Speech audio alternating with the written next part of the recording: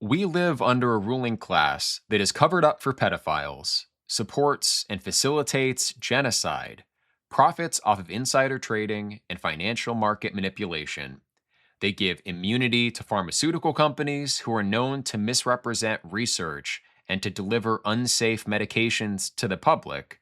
Our government lies, wastes our tax dollars, depreciates our currency, and has generally failed us. People who were intimate with Jeffrey Epstein are now trying to attack Thomas Massie with accusations of sexual misconduct.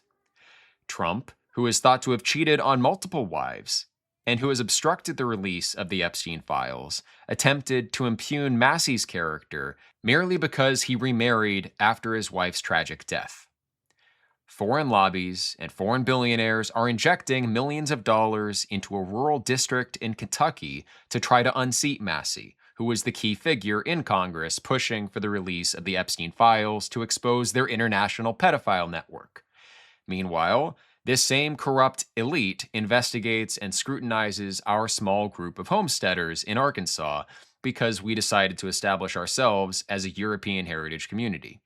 We get accused of being white supremacists by the same people who think you should be censored or possibly committed for accusing them of Jewish supremacy. All Americans are paying the price of our government's dominance by Israeli influence and of its deep set rot, abuse, and incompetence. At this point, I don't trust that anyone, regardless of their ideology, regardless of which political offices they controlled, could successfully use our existing over-bloated system to make necessary reforms. Unless we first remove the pedophiles, remove those loyal to a foreign state, and drain the bureaucratic swamp, no positive project for America can really begin. First, remove the poison. Now, I understand those who want to wield a powerful government against their enemies to secure their vision for the country, but it's like Sauron's ring. It will find a way to use you for its ends, despite your good intentions. They want to take away your freedom of speech and your right to defend yourself, as we see with the outrageous bail and prejudicial treatment of Dalton Etherly. They want to take away your right to freely associate into your own communities, as we see with their ongoing investigation of Return to the Land. They have no problem using foreign money to buy American elections.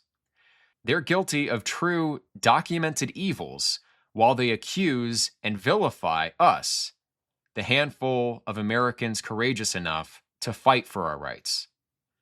Massie probably wouldn't endorse Chud the Builder or Return to the Land, as in fact he shouldn't, but we should endorse him because he's the only person leading an effective fight against our Zionist-occupied government. As long as it exists, it will persecute men like Etherly, Massie, and the members of Return to the Land.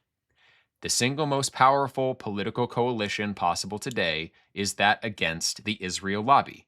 The young on the left and the right understand this and would support cross-aisle cooperation to stop foreign intervention on behalf of foreign powers.